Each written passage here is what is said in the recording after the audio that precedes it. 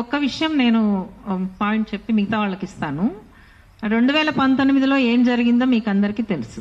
దిశ విషయంలో అప్పుడు అందరూ కూడా ఏమన్నారు, అసలు ఇక ఈ క్షణం నుంచి తెలంగాణ రాష్ట్రంలో అత్యాచారాలు జరగవు, ఏమి జరగవు, ఒక నలుగురిని చంపేశాం కాబట్టి ఇన్స్టెంట్ జస్టిస్ జరిగింది అని చెప్పి పోలీసులు ప్రకటించారు, ప్రభుత్వం ప్రకటించింది.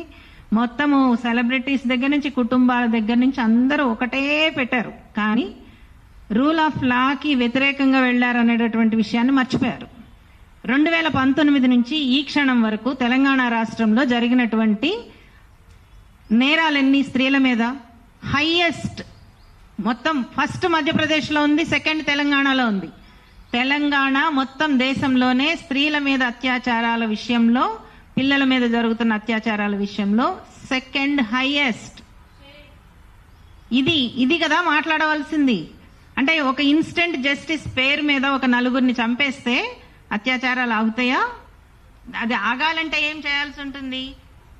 ముందు చట్టాన్ని పకడ్బందీగా తీసుకురావాలి, దానికి కావలసినటువంటి రిసోర్సెస్ ఇవ్వాలి, అవేర్నెస్ ఇవ్వాలి. కానీ దురదృష్టం ఏంటంటే అవేర్నెస్ పేరు మీద చెత్త నడుస్తుంది మొత్తం అంతా కూడా. ఇది అవేర్నెస్ పేరు మీద ప్రతి వాళ్ళు అవేర్నెస్ ఇచ్చేటటువంటి వాళ్లే, కానీ వాడు మాత్రం అవేర్నెస్ లోకి రాడు. వాడు చట్టం తెలుసుకోడు, వాడు మాట్లాడడు, లేకపోతే ఇంకొక ఆమె వాళ్ళు తెలుసుకోరు, కనీసం చట్టం ఏం చెప్తుందో తెలుసుకోదు, వ్యవస్థలు ఏమున్నాయి, ఎవరు పని చేస్తున్నారు, ఎట్లా పని, ఏమి తెలుసుకోవాల్సిన అవసరం లేదు.